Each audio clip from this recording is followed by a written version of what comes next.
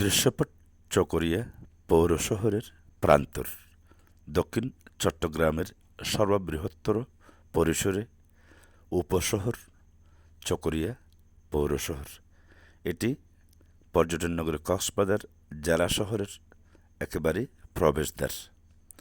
অন্তত কিলোমিটার জুড়ে চকরিয়া পৌর শহরের চারপাশ সার্বিক সাদৃশ্য অবস্থান।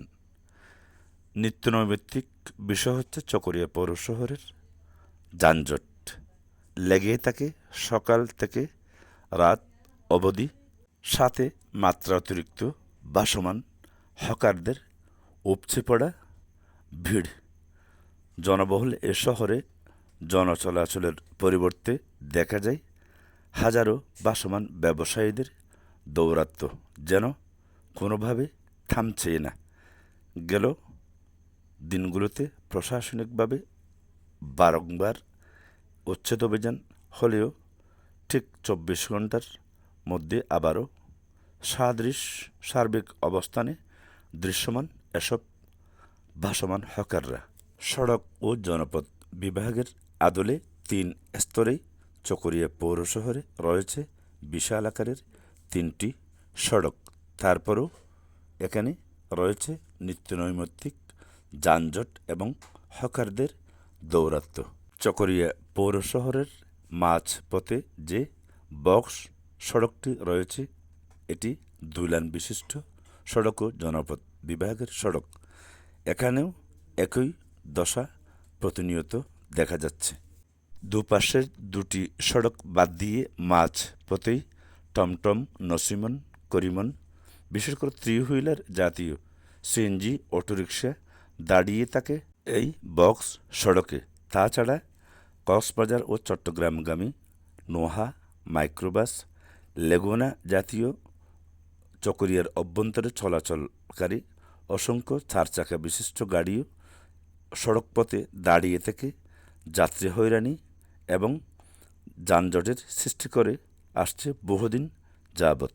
একদিকে চকরিয়া পৌরশহর হচ্ছে একটি অপরিকল্পিত নগরায়নের পথ প্রদর্শক।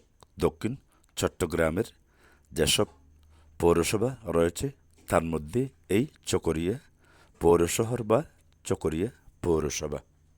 একই সাথে জনচলাচল পথে টমটম, নসিমন, করিমন, 3 হুইলার জাতীয় অটোরিকশা, সিএনজি সহ আরও বিভিন্ন ক্যাটাগরির যান চলাচলে একটি বেপরোয়া গতির সড়কপথ হিসেবে ইতিমধ্যে চিহ্নিত হয়েছে।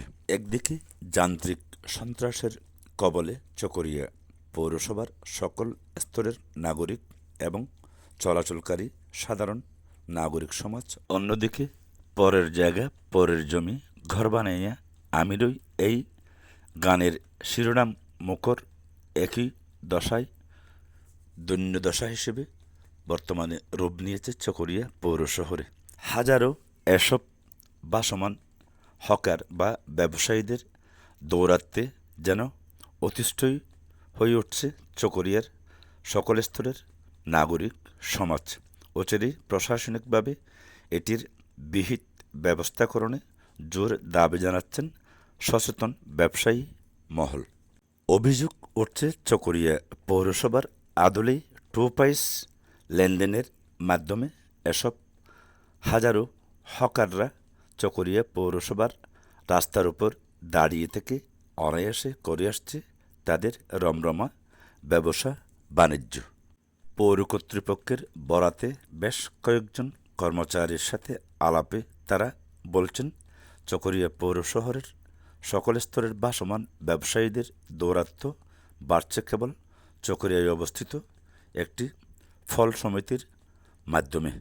তারাই এখান থেকে হকারদের থেকে প্রতিনিয়ত চাঁদা উঠিয়ে প্রতিনিয়ত দোকানঘর ভাড়া দেওয়ার নাম সর্বস্ব এবং যেমনিভাবে সালামিতে দোকান ভাড়া নেওয়া হয়, ঠিক এই পথকে অনুসরণ করে এসব হাজারো হকাররা ফল সমিতিকে প্রতিদিনকার নিয়মে 50, 100 বা তার উপরে, আবার অনেকাংশে দেখা যায় 20 থেকে 30 টাকা হারেও অনেক হকার এই চাঁদার বিনিময়ে প্রতিনিয়ত এই সড়ক পথে চকরিয়া পৌর শহরটিকে দখলে রেখেছে তারা।